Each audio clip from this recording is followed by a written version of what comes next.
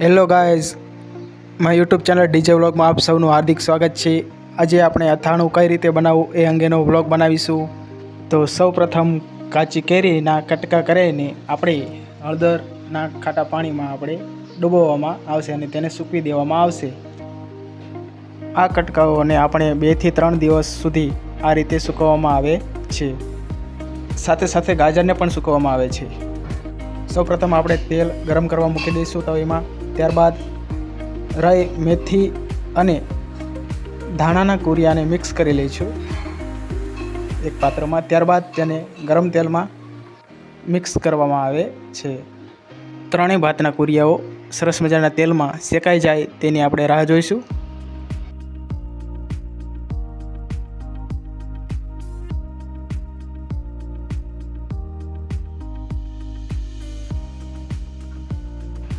ત્યારબાદ આપણે એક પાત્રમાં જે કેરીના અને આપણે જે કરેલ ગાજરના કટકાઓને આપણે મિક્સ કરી લેવાના રહેશે।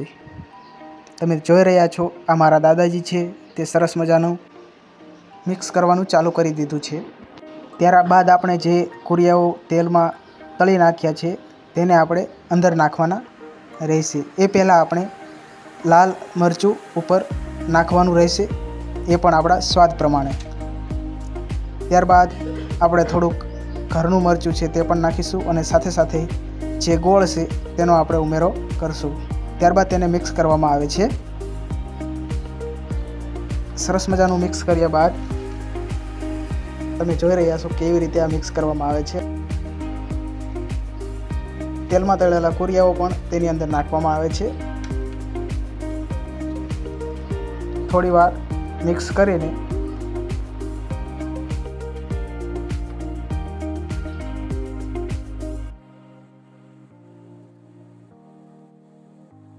આપણે સ્વાદ માટે થોડીક વરિયાળી નાખી દઈશું। ત્યારબાદ તેમાં મીઠું થોડુંક નાખી દઈશું સ્વાદ પ્રમાણે અને પછી મિક્સ કરી નાખશું।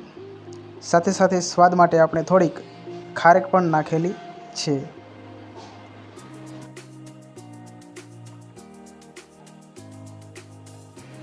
સરસ મજાનું મિક્સ કરી લેવામાં આવે છે।